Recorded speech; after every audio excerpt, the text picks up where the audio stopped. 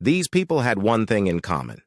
You know, they knew they had it in themselves. They knew they could be something beyond where they were. They were willing to put their time, their energies to better themselves, what you really could do with more skills. It's just remarkable. So, I would like to just tell you a couple of short stories, and we'll draw maybe a couple of lessons from them. I would like to tell you of two women that each sold the business to Berkshire Hathaway. To me, actually, for many, many, many millions of dollars. Both of them started with $2,500. By a coincidence with the exact same amount. It was everything they had in the world. And one of them was a woman who landed in Seattle in 1917, couldn't speak a word of English. Had a tag around her neck. The tag said Fort Dodge, Iowa.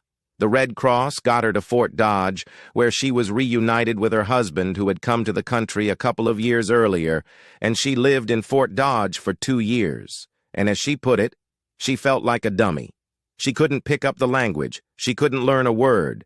And so she and her husband decided to move to Omaha. So they came to Omaha in 1919, and there she found a small colony of Russian Jews. So she started feeling more at home, and then as her oldest daughter went to school, she would come home. This daughter, Frances, and she would teach her mother the words she learned in school that day, and this woman, Rose Bumpkin, spent 20 years saving money, bringing first her siblings over her mother and father, $50 at a time.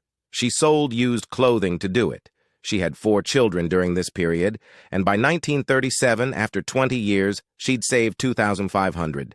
She went to Chicago, and she bought what she could have furniture. Her dream had always been to open a furniture store. And this woman, who had never gone to school one day in her life, with $2,500, but with the same spirit that the people in this room had about having a dream and working to accomplish that dream. She built a business which she sold to me in 1983 for $60 million approximately, which did $1.5 billion worth of business last year. Music. The 4th generation is working in that business. This woman, Rose Blumpkin, she worked for me until she was 103. And then, I'm not saying then she retired and she died the next year, which is a lesson to all of Berkshire's managers, that premature retirement, nothing. You can't tell what's going to happen, but Mrs. B with her 2